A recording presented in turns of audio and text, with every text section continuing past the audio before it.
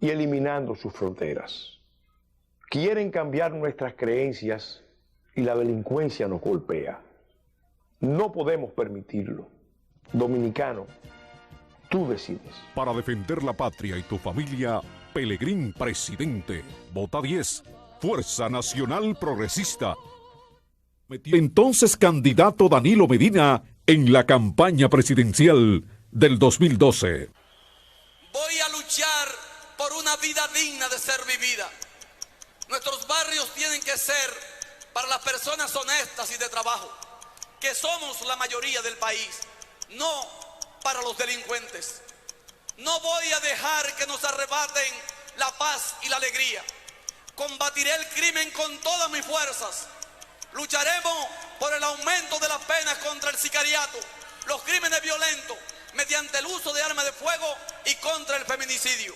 Al crimen le vamos a dar por los pies, le vamos a dar por las manos, por la cabeza, hasta arrancarle el corazón y las entrañas.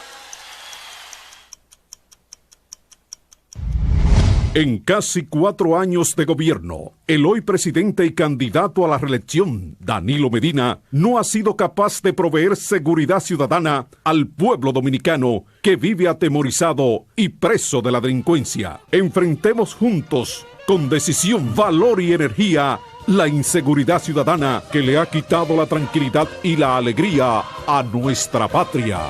Defiéndete con tu voto. El 15 de mayo, Pelegrín Castillo, presidente. Vota 10, vota azul. Defiende la patria y sus valores. Fuerza Nacional Progresista. Saludos, amigos y amigas de La Respuesta. Estamos ya en la recta final. Apenas a unos días de las elecciones fijadas para este 15 de mayo. Ustedes, sin mayor esfuerzo, se han podido dar cuenta de cómo en las últimas semanas se ha buscado ensombrecer, emborronar la imagen de la Junta Central Electoral. Eso ha sido respondido por La Respuesta, valga la redundancia cacofónica,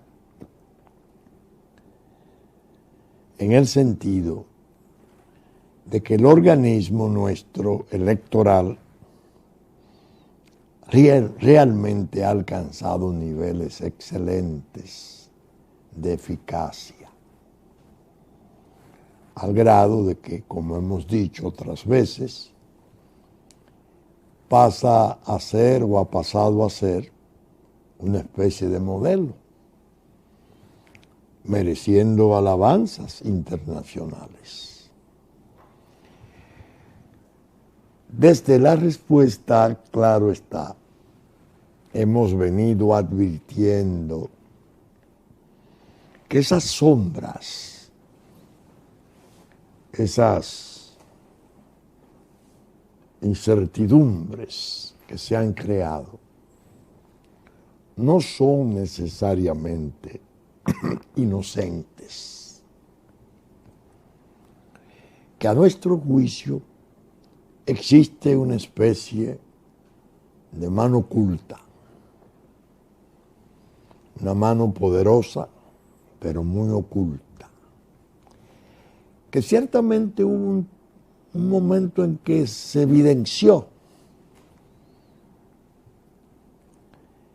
cuando embajadores, tanto de Unión Europea como de Estados Unidos, se apersonaron a hacer presiones sobre el presidente de esa Junta Central Electoral. De eso hemos hablado. Pero antes ya se sentía la hostilidad hacia el organismo, la incomodidad con el organismo. todo girando alrededor de lo que el organismo ha significado como guardián de la identidad nacional. Por eso yo he advertido desde la respuesta los fines que las potencias de la tierra están procurando cumplir en esa confrontación con la Junta Central Electoral van más allá de las elecciones. Están conectados con su interés de falsificar total y finalmente la identidad dominicana. Ustedes de seguro vieron la respuesta donde se pasó el documental que nos hicieran llegar sin que nosotros sepamos a la fecha quiénes fueron sus autores, pero un documental excelente acerca de la historia de la traición de los políticos dominicanos a la República Dominicana. Cada fase, cada episodio, cada evento citado en ese documental resulta demoledor. Al grado de que yo llegué a expresar, y repito hoy, quien sea verdaderamente dominicano y oiga y vea ese documental, no votaría jamás por Danilo Medina, Gustavo Montalvo, USAID, todos esos grupos que han estado hundiendo a la República. República Dominicana que, según explicaba una profesora historiadora en ese documental, ya en el libro de texto acreditado como libro formal en la formación de los primeros años de nuestros estudiantes de primaria, a partir del cuarto grado, se le dice: no hay tal República Dominicana, no hay independencia. A los niños nuestros, eso del 44 fue una creación que se le llamó República Dominicana. Y los años quinto y sexto, la historia haitiana sustituye a la historia dominicana. Óigame, cuando me he encontrado con tantos amigos que vieron el programa y desde luego el documental, que lo estamos pasando en el canal 22 del Impacto, que tiene una importancia enorme por la coyuntura. Chequéenlo siempre con su control, porque los contenidos de sus programas, especialmente los que está proveyendo la Fuerza Nacional Progresista, son formidables para la información, para la formación de opinión, de criterios sobre qué hacer. En esas condiciones se suscitó al final la cuestión del conteo.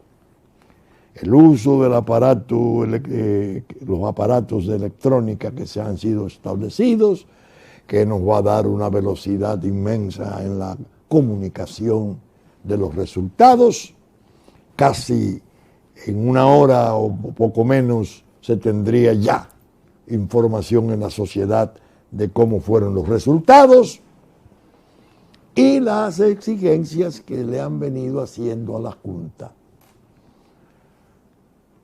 desde los partidos de oposición nominal. Nosotros le hicimos exigencia, pero en un sentido diferente, porque hemos puesto más énfasis en la paz. Hemos pensado más en los trastornos de la paz. La propia rueda de prensa que da nuestro candidato a senador en el Distrito Nacional, Vinicio Castillo Semán, mi hijo, resume en el fondo como motivación esencial de nuestra posición frente a la Junta, la paz. La paz que se puede turbar, dañar el proceso en la imagen necesaria, crucial de estos tiempos. Y la Junta reacciona y concede que solo el nivel primero presidencial será seguido o precedido, no sabemos si simultáneo, de un conteo manual, pero que los demás niveles, segundo y tercero, congresional y municipal, serán sometidos simplemente a la información tecnológica del escáner. Yo sostengo que es una trampa mortal para la paz. Que es lástima que la Junta, y especialmente su presidente, que es un hombre tan valioso, no haya advertido. Ellos habían aprobado un muestreo de un 15% para los 3 niveles. Tenía el defecto de que lo mandaban a hacer después del informe de la electrónica y en las juntas municipales. Nosotros dijimos, es peligroso. Si se concentran delegados, candidatos, etcétera, en las juntas municipales, es posible que se desborden estas. Y puede haber violencia, y puede haber turbulencia, y puede haber cosas indeseables que dañarían todo el proceso. Pero les decía que cuando la Junta ahora se excusa por la falta de tiempo, la excusa resulta difícil de aceptar. Porque si estaba previsto para los 3 niveles, al final se hace solo en un nivel, el presidencial, los otros 2, el congresional y el municipal, que estaban previstos en un 15%, un muestreo aleatorio, tomado al azar, para ver si funcionó el sistema, el nuevo sistema que estrenamos, que es un avance. Nadie puede negarlo. Ahora, observen que yo utilizo una expresión en cuanto a que en la rueda de prensa en que nuestro candidato a la senaduría anunciaba la posición nuestra, le daba mucha importancia a la paz, porque en el fondo es reflejo de mis vivencias, de mis azarosas, dramáticas y a veces terribles vivencias. Yo no creo que en el país es posible que aparezca alguna otra muestra. No creo que aparezca alguien que haya sido atacado, vilipendiado, acusado de los peores actos delictivos contra un proceso electoral que yo. Yo fui la cabeza, yo fui el director esencial de las impugnaciones electorales de 1978. Y hablo para los jóvenes. Sufrí, naturalmente, con la entereza de siempre. Pero había algo que me derribaba el ánimo muchas veces, que era lo que el sufrimiento de mi madre ya en los últimos años de su vida. Aquello fue espantoso. ¿Por qué? Porque yo sostuve posiciones que se creían antisociales, inauditas, escandalosas. Yo sostuve que en ese proceso se había producido un trastrueque, una dislocación del registro electoral. Y no lo decía porque me lo imaginé, sino porque el presidente de entonces, cuando me llama reclamando mis servicios, Joaquín Balaguer me dice, hay una señora de Despradel que la formó el licenciado Ángel María Liz cuando se fundó la Junta. Ha traído unas pruebas tremendas de la dislocación del registro electoral. Vaya a ver si eso tiene sentido y si se puede hacer algo. Cuando fui al lugar donde estaban todas las pruebas, Iralina Despradel, creo que era su nombre, me la fue mostrando. Mire, estos votantes que debieron votar en estas mesas estaban a 15 kilómetros en las distintas comunidades rurales especialmente. Yo dije, no, hay un motivo para impugnar esto. Esto ha sido un desastre. Y me metí en la defensa. Aguanté horrores sin nombre. Se me hacía el cargo fundamental de que Balaguer nunca tuvo pueblo, que no tenía votación, que él se imponía a base de los fusiles, del poder y del fraude. La vida nos premió a Balaguer porque le permitió llegar hasta la ancianidad extrema y ciego. Y fue entonces cuando se pudo comprobar que sí había un hemisferio importantísimo de la población que le seguía con fervor, aunque no hablara de ello. Y a mí, claro está, me dio la oportunidad, porque vino todo el desastre de las administraciones del PRD, las generaciones jóvenes y capaces, aquella ridiculez de las manos limpias, todo ese desastre.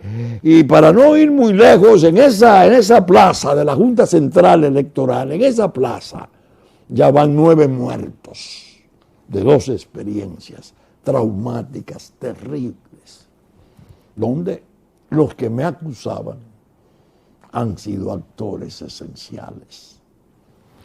Pero bien, es una especie de rememoración, si se quiere, generosa para los jóvenes. Porque muchos de ellos, hablo de jóvenes de 40 años abajo,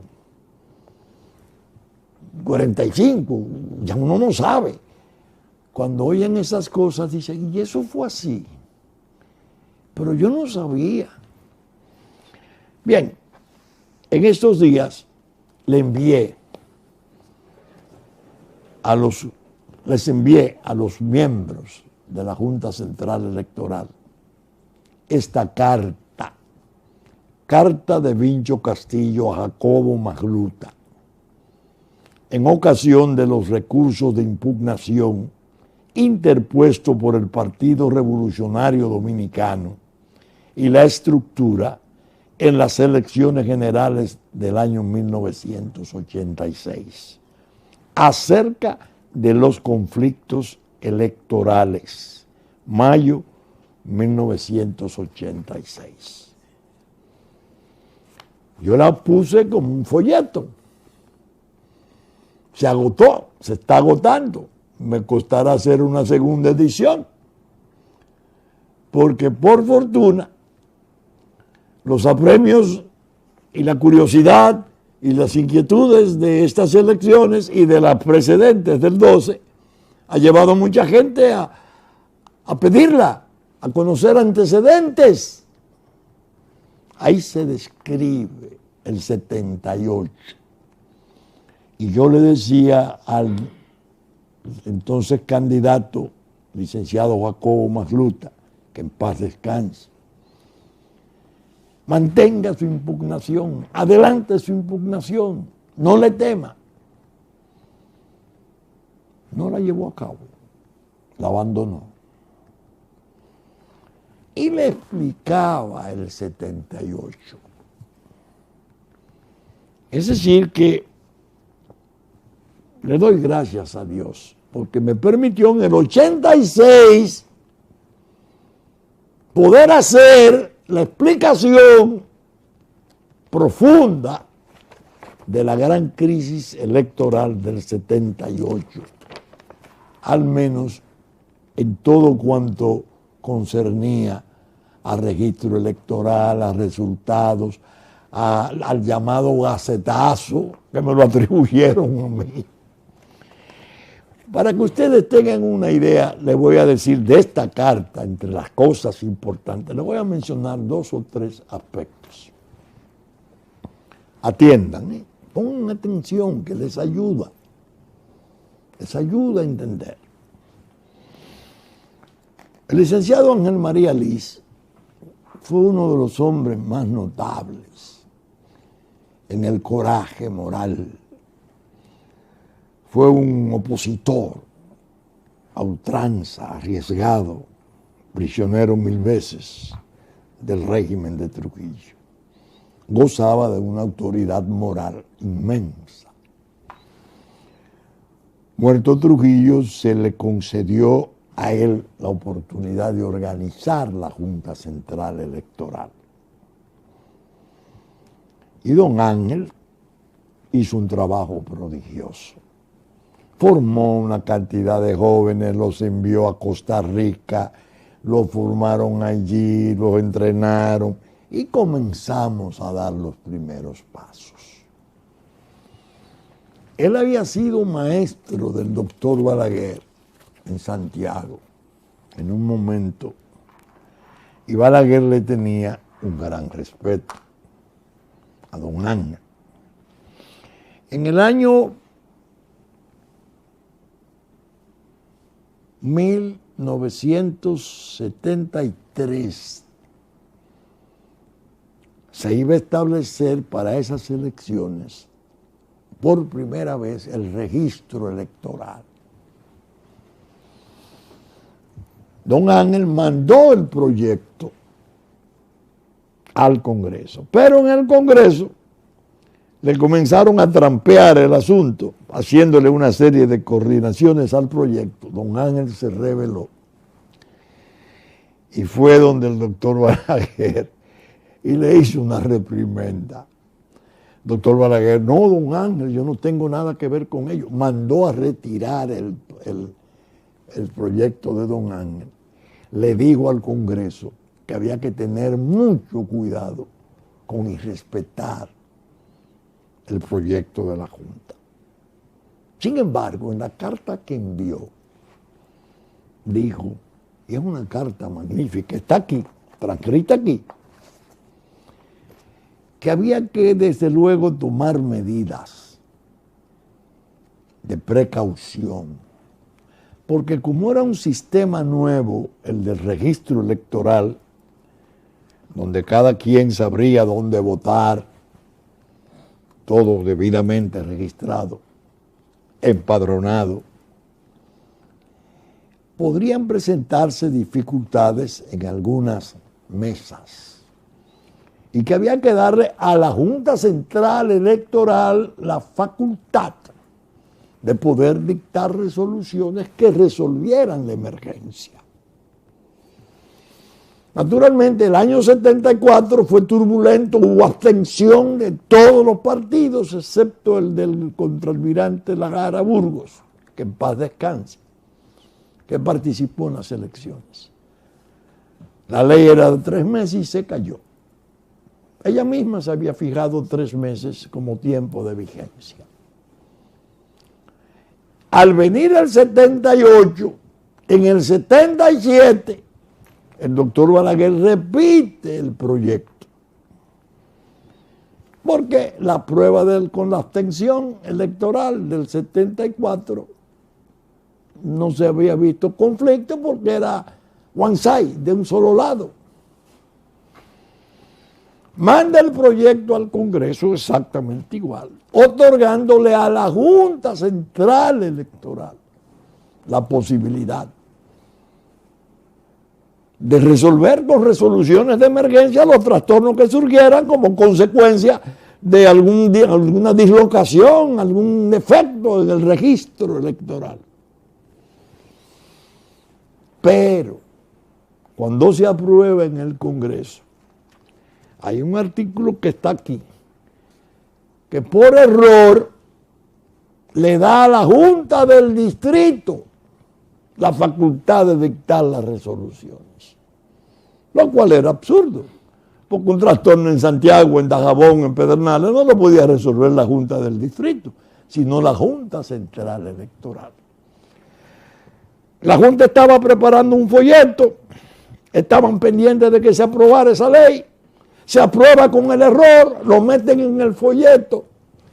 La Gaceta que se hacía entonces en la imprenta de don José Gabriel García tenía 2 tiros, 2 fases, unos 250 ejemplares primeros de publicación oficial y creo que 250 y 1000 subía a 2000. El resto se ponía, primero la que se mandaba a los departamentos eran 250. Se manda con el error, no se advierte el error, lo advierten después, llaman a la Junta dice, bueno, ya el folleto está hecho, que se vaya así, que se vaya así. La que viene, naturalmente, viene con el texto original, dándole el poder a la Junta Central Electoral, que territorialmente era la que tenía facultad para dictar resoluciones, no la Junta del Distrito. ¡Ay Dios! ¿Para qué fue eso? Aparecían entonces en la primera 250 ejemplares de la Gaceta con una versión. En el resto, creo que eran 1500, con la versión real, con la que se aprobó verdaderamente.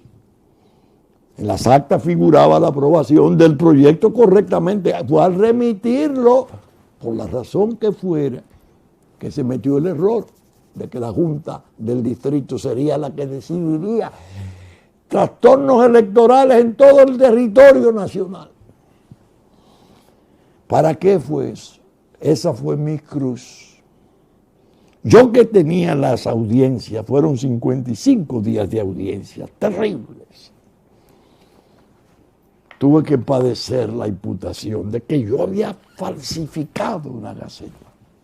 Y en medio de ese tremedal y de ese desorden inmenso, aquel manicomio de entonces, mi voz se mantuvo firme, pero no llegaba lejos.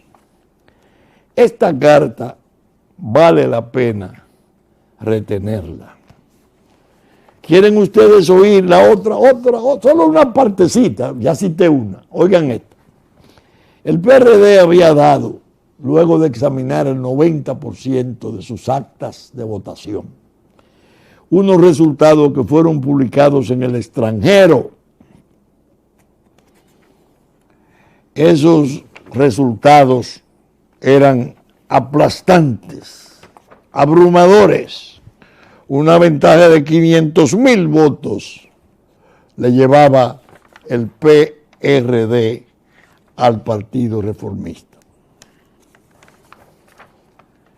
55 días de audiencia sirvieron para demostrar, porque se examinaron mesas, hubo problemas, descubrimiento de falsedades, un presidente del PRD hablando con el hombre que delegado en la Junta, que le decía estamos perdiendo, le decía el presidente del partido, en agua, no se apure, doctor, que eso yo lo resuelvo aquí adentro. Todo, una serie de incidentes enormes. Esa votación, después de 55 días de audiencia, se redujo totalmente.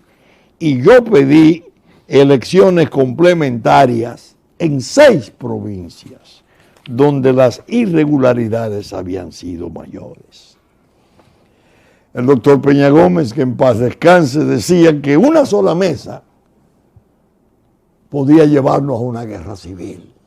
Y Carlos Andrés Pérez vino aquí, y Carlos Andrés Pérez mandó un emisario muy importante que vive entre nosotros, un hombre de empresa importante.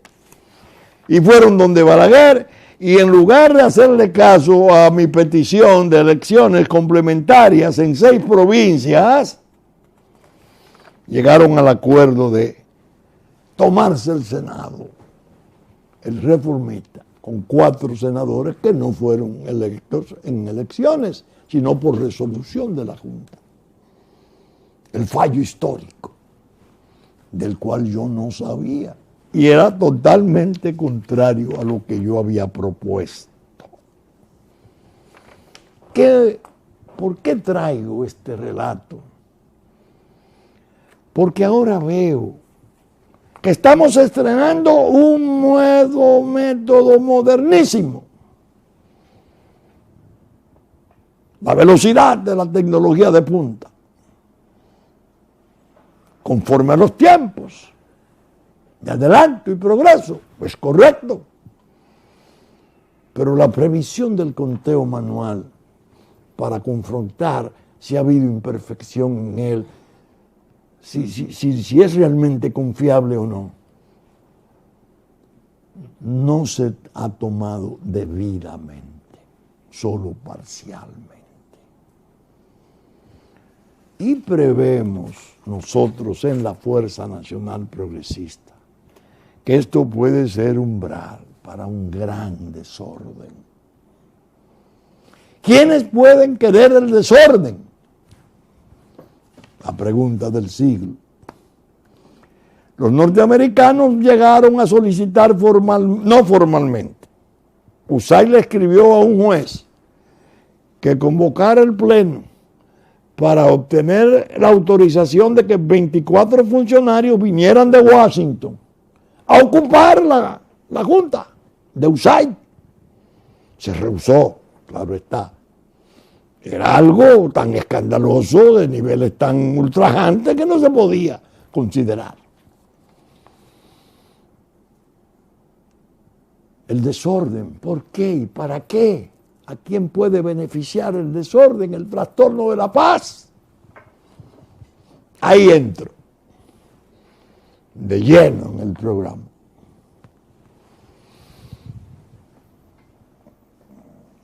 En mis manos está un parte de prensa asociada. Elecciones en Haití. No se ve la luz en el final del túnel. Prensa asociada. Oigan este reportaje de la prensa asociada. El expresidente del Senado, Jocelyn Prévert, fue nombrado presidente interino con una sola misión: resolver un embrollo político y llevar a cabo una segunda ronda electoral que fue pospuesta 2 veces. 3 meses después no ha realizado la votación y no se le ve salida al descalabro electoral. Prévert debía despejar el camino para que el electorado votase el 14 de mayo, un día antes del nuestro. Pero el presidente del Senado, elegido por la legislatura, parece sentirse a sus anchas en medio del caos político que lo llevó al poder. Recientemente asistió a una conferencia en Naciones Unidas sobre el cambio climático en New York y dio algunas entrevistas y ha recorrido las calles de la capital en bulliciosas caravanas. Hoy por hoy nadie sabe qué va a pasar. El gobierno provisional de Privet acaba de designar una comisión para que investigue las elecciones del año pasado que observadores y políticos locales dicen estuvieron viciadas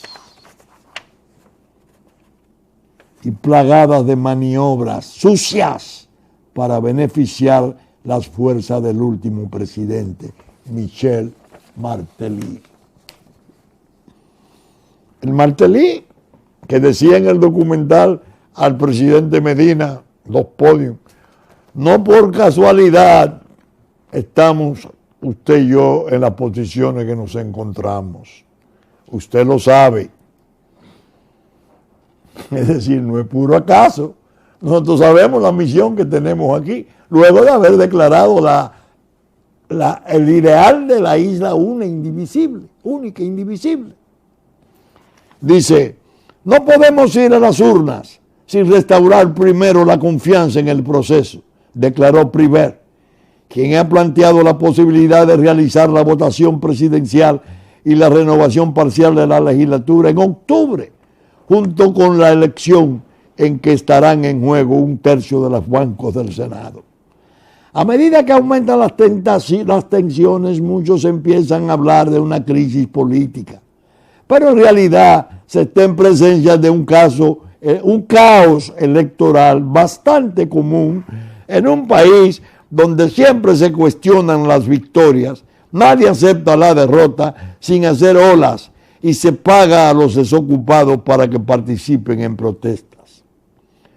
Laurent Dubois, profesor de historia de la Duke University de Estados Unidos, especializado en Haití, dice que los aplazamientos de las votaciones y las denuncias de fraude son típicas del proceso electoral desde el derrocamiento de la dictadura de Jean-Claude Duvalier. Y ya venían desde antes de la dictadura, incluso del periodo de ocupación estadounidense entre 1915 y 1934. Lo que está pasando hoy no difiere mucho de lo sucedido en ciclos electorales previos, sostuvo Dubois. El actual ciclo electoral sufre los efectos del caos de los últimos comicios. En el 2010 el presidente saliente René Préval fue acusado de manipular el proceso para garantizar la victoria del protegido Jules Celestín. Hubo violentos enfrentamientos desde las fuerzas de Martelly y los soldados de las Fuerzas de Paz de Naciones Unidas. Bajo presión de Washington, la Organización de Estados Americanos y protestas sociales, se impidió a Celestín participar en una segunda vuelta. Esta vez Celestín finalizó segundo. Triunfó en esas elecciones Martelly y no realizó elecciones locales ni legislativas por años. Esta vez Celestín finalizó segundo en la primera ronda y decidió boicotear la segunda, afirmando que el proceso era una farsa ridícula. Su coalición opositora pidió que se instale un gobierno de transición, etc. Estados Unidos y otros países han estado presionando a Haití para que se cumplan los plazos de un acuerdo negociado a último momento por los líderes legislativos y Martelly, 48 horas antes de dar la presidencia. El acuerdo de febrero, pensado para evitar que se produjera un vacío de poder, dio paso a la elección de Privet como presidente interino, con la misión de convocar elecciones aceleradas. Pero poco esperaban que el embrollo se resuelva pronto. Los políticos haitianos se niegan a transar y harán todo lo que puedan para llegar y mantenerse en el poder. La OEA afirma que es imperioso que se reanude pronto el proceso electoral sin los problemas del pasado. Hay que hacer las elecciones lo antes posible, aunque sin apresurarse, dijo a la prensa social del secretario general de OEA, Luis Almagro. La frustración con lo que sucede es visible en Washington, atiendan. El mes pasado, el secretario de Estado John Kerry declaró a la WPLG TV, filial de ABC en Miami, lo siguiente: así los así llamados líderes de Haití tienen que entender que la paciencia y la disposición de la comunidad internacional para avalar este proceso de demora tienen un límite. Un ultimátum de John Kerry, secretario de Estado de Estados Unidos, el mes pasado. ¿Qué está pasando? Cuando desde la respuesta se le dice a sus oyentes y a sus generosos seguidores, el asunto no se puede ver en términos insulares. No estamos en presencia de una reyerta o garata electoral común. Lo que está por delante es un trastorno gravísimo de geopolítica. Están buscando refundir dos naciones diferentes profundamente, en muchísimos sentidos sensibles, en un solo Estado. Vienen haciéndolo a través de una invasión continua, insidiosa, ya insolente. Lo quieren hacer a través de los negocios, a través de la deformación de nuestros adolescentes en la educación. Lo quieren hacer en forma progresiva con la falsificación de la identidad dominicana, creando 2 millones de falsos dominicanos para el 2020 a fin de que los cuadros políticos que compraran al Congreso y destruyeran todo el respeto debido a la Constitución de la República puedan contar con una masa votante que le permita incluso intentar un tercer periodo, que sería el verdadero umbral del binacional, coronado en gloria con un premio Nobel por la paz, a un dominicano que salvó a la humanidad hundiendo a su patria. Cuando nosotros decimos, señores, el problema no es como en las elecciones pasadas. A veces se me acerca gente y me dice, ¿usted vio una columnilla que escribió un sujeto hablando mal de la Fuerza Nacional Progresista y de usted? Ah, qué bien. Y otro que escribió un articulito no sé dónde, acabando con ustedes. Digo, mira, yo no me puedo detener a recoger los esputos de la traición. Todo eso es pagado. Si me distraigo ahí, pierdo el sentido de la magnitud del trastorno inmenso de mi patria, que es donde el partido nuestro se ha abanderado en su defensa. ¿Por qué digo que aquí el peligro es cierto? El peligro de desorden. Por esto que leí de Haití. Porque es previsible que dentro de los cálculos de la geopolítica de los poderes de la tierra figure el anhelo de arrabalizar institucionalmente ambos, el lado nuestro, porque aquel está arrabalizado desde hace décadas, como una manera de buscar una igualación, de infuncionalidad, de colapso en esos dos estados perdidos y poder profundizar la cirugía. Precisamente con esa perspectiva mirando el trastorno desde esta atalaya distinta, no insular, me asaltó una inquietud. Y me acerco a dos personas en distintos lugares, muy versadas en la informática, verdaderos profesionales estrellas en el manejo de la tecnología, la nueva tecnología, de la comunicación y el conocimiento, que es una revolución a escala mundial. Y les digo, díganme, hay una firma española, Indra, que es la que le sirve los programas a la CDE de su informática. Y parece que ganó una licitación abierta por la Junta Central Electoral nuestra.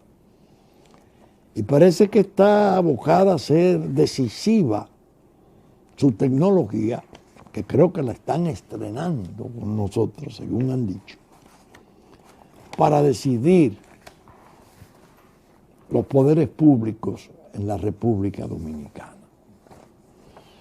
Uno me dice, mire, es una firma importante, está en bolsa en España y es muy importante, pero está salpicada por muchas investigaciones de procedimientos incorrectos.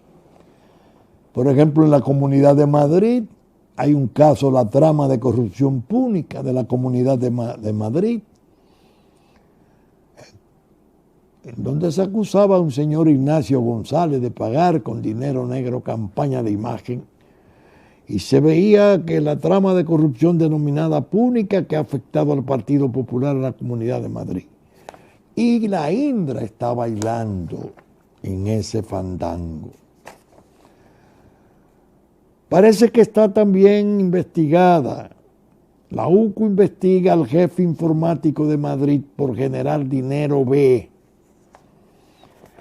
Tuvo trastorno en Argentina, tuvo trastorno en Ecuador, tuvo trastorno en Nicaragua, no sé. Tuvo trastorno grave en Angola. ¿Cómo? Los antecedentes no son buenos. Entonces yo le hago este razonamiento. Miren, yo tengo no una convicción. Si fuera una convicción, quizás mi reacción fuera de otra magnitud. Pero tengo la sospecha bastante fundada de que un programa que se diseñe para las elecciones dominicanas por una entidad que tiene esos trastornos podría no ser enteramente confiable. Pero no me preocupa que no resulte confiable para los fines de la votación presidencial, que es lo que ordinariamente se cree. El dinero, compran y le ponen un porcentaje y por eso son las encuestas, un 70, un 68% para que haya correlación entre las encuestas y el resultado ya programado. No. Es incluso a un nivel donde se va a poder hacer la comprobación manual. Al que yo le temo a un programa diferente. Si de la inteligencia mundial, que es una superestructura de control de gran parte del orbe, se tiene interés de llevar a cabo el plan binacional, no es bueno que una fuerza política que ha tenido el discurso de la defensa del Estado sacrificado, República Dominicana, tenga expresión electoral significativa. ¿Ustedes creen que me le pondrían poner a un programa, injertarle una disminución de la votación nuestra? Y no vaya usted a pensar que es que yo me creo importante, ni a mi partido, ni a mis candidatos, que son los mejores. No. A ellos le han puesto 0 en las encuestas. Al presidencial no existe Pelegrín para ellos. ¿Tendrán interés de que prosiga no existiendo después de las elecciones? ¿Y creen ustedes que eso sería solo por el candidato? No, por Dios. Lo que tiene que aparecer en 0 es la causa que ellos defienden. La comunidad internacional tiene que seguir siendo manejada y condicionada y manipulada por todo el proceso de infamia contra el pueblo dominicano. Pero además, en esta prueba eleccionaria, plebiscitaria, donde pretende el poder legitimar todas las barbaridades institucionales, en violación a la Constitución, todo el desastre, también se busca decirle a esa comunidad internacional, en el fondo, la fusión el pueblo la quiere. Ustedes no ven que la gente que le dice que le defiende no tiene expresión electoral, porque los otros partidos menores no hablan del tema, no se atreven. Es más, podemos escoger 2 de esos o 3 de esos partidos menores y formularlo como nuevas expresiones, perspectivas hacia el futuro. Nos adelantamos a uno, le dimos un 23% en una encuesta y después tuvimos que bajarlo a 2 en 30 días. Parece que hubo una precipitación en los programas de formación de imagen. Pero esos, Fuerza Nacional Progresista, cuyo tema esencial es la defensa de la nación, que están haciendo las veces del gran alerta a la República por lo que va a ocurrir y está ocurriendo, que le dice a su pueblo: el 15 no termina nada, el 15 de mayo no termina nada, comienza todo lo peor, vamos hacia el desastre. Ya al final están liquidando el Partido de la Liberación Dominicana, está liquidando a la República Dominicana en la expresión de Danilo Medina, no en la de Bosch. El Partido de Liberación que Bosch concibió era para una situación como esta, siempre que otros hubieran entregado la República. Y ha ocurrido lo peor, lo ha entregado su propia gente. No lo ha defendido su propia gente. Luego no es de liberación. A nosotros nos puede corresponder un papel responsable y tremendo en el proceso del futuro. Porque vienen cosas espantosas para el remate de la liquidación dominicana. El miércoles es la última respuesta de este periodo electoral. Vamos a seguir con el tema. Y ustedes verán que el miércoles habrá énfasis especiales en algunas puntualizaciones críticas, cruciales, absolutamente indispensables. Bien, saben ustedes que estamos saliendo por Supercanal a las 11 de la mañana, canales 33 y 3 del cable, de domingo, que ya nos anticiparon en Puerto Plata, Musavisión, TV3, TV Plata, de 10 a 12 del mediodía. Que Telefuturo, Canal 23, a las 8 de la mañana de domingo. Teleimpacto, a las 12 del mediodía y las 8 de la noche. Telenor, 12 del mediodía y 6 de la tarde de domingo.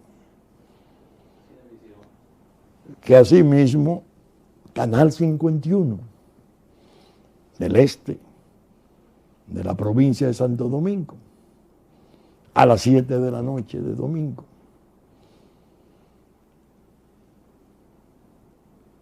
Diario Digital, Diario Horizonte de New York, Diario Digital Dominicano, que reproducen nuestros contenidos. Radio Real de La Vega, que radiodifunde a las 11 de la mañana en nuestra versión central.